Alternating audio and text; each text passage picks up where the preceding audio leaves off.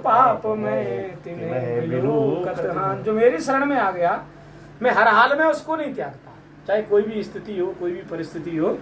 कि सुन प्रभु बचन हरस हनुमाना, और शरणागत बक्षल भगवाना। प्रभु के वचन सुनकर हनुमान जी महाराज बहुत प्रसन्न हुए, क्योंकि हनुमान जी महाराज पहले मिलाए थे, उन्हें जानकारी थी कि ये आखिर कौन है। और भगवान कैसे शरणागत बक्षल है कि शरण में आए हुए पर पिता की भांति प्रेम करते हैं। कि शरणागत को जे तजे निज अनहित अनुमान, और ते नर पावर पाप में तिन्हें बिलोकत हान।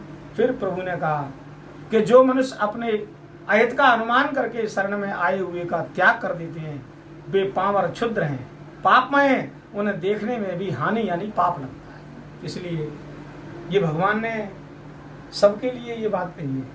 आज अब आपकी शरण में कोई जीव ऐसा आ जाए जो परेशानी में हो, सारी बीमारी परेशानी में, और परमात्मा ने आपको सक्षम बनाया है, तो उसकी हर हाल में मदद करनी चाहिए। के कोटि विप्र बदलांगे लाखों पाप, के कोटि विप्र बदलांगे जाऊ, आए शरण तजे नहीं ताऊ।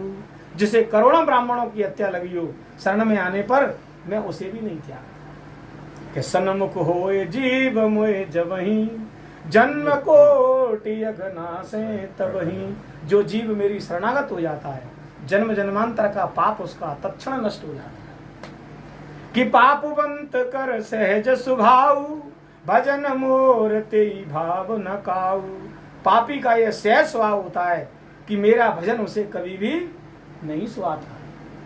पापी को तो पाप कर्म ज्यादा सुहाएगा, भजन क्यों सुहाएगा? बोले मेरा भजन वही कर पाएगा जो मेरे श्री चरणों से प्रेम करता है, सहज स्वभाव, जिसका सहज स्वभाव होगा। और जो पे दुष्ट हृदय सोई होई, वो मोरे सन्मुख आव की सोई। यदि वह रावण का भाई निश्चय ही दुष्ट हृदय का होता तो क्या मेरे सन्मुख आ सकता था? यही से एक बात क्लियर हो गई। अगर वो दुष्ट होता तो अपने भाई के संग रहता। दुष्ट का संग न देने वाला दुष्ट नहीं हो सकता, दुष्ट का संग देने वाला दुष्ट होता है।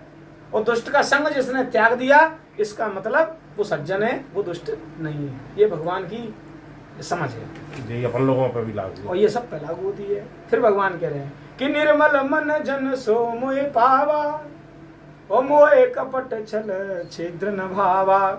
जो मनुष्य निर्मल मन का होता है, भगवान कह रहे हैं वो मुझे पा जाता है, और मुझे कपट छल छिद्र नहीं सुहाते। के भेद लेन पठवा दस सीसा, तब आम बिलो की रहे ठटुक एक टक पल रोकी। फिर सोवा के धाम श्री रामचंद्र जी को देखकर बेपलक मारना यानी रोक कर ठिठक कर, कहते ना कोई बहुत सुंदर वस्तु दिख जाती है तो आदमी की ऐसी चितवन हो जाती है, पलक झपकता ही नहीं, एक टक देखता रह जाता है। और ठिठक कर यानी स्तब्ध नेत्र हैं, और भुज प्रलंब कंजारुन लोचन, श्यामल गात प्रणत भय मोचन। भगवान की विशाल भुजाएं हैं, लाल कमल के समान नेत्र हैं, और शरणागत के भय का नाश करने वाला उनका सांवला शरीर है। कि सिंध कंद आयत और सोहा, आनन अमित मदन मन मोहा। सिंह कैसे कंधे हैं, विशाल पक्षस्थल यानी चौड़ी छाती है, अत्यंत शोभा दे रहा है। असंख्य कामदेवों के मन को मोहित करने वाला प्रभु का मुख है।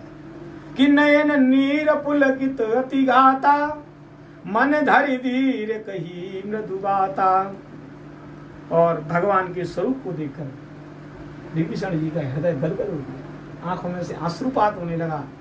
अपने मन को थाम के धीरे करके और उन्होंने प्रभु से कोमल वचन कही। क्या कह रहे हैं कि नाथ दशानन कर में भ्राता, मैं रावण का हाथ पकड़ेगा भाई हूं, सगा भाई नहीं हूं। कि नाथ दशानन कर में भ्राता, और निश्चर वंश जन्म सुर त्राता। हे नाथ, मैं दशमुख रावण का भाई हूं।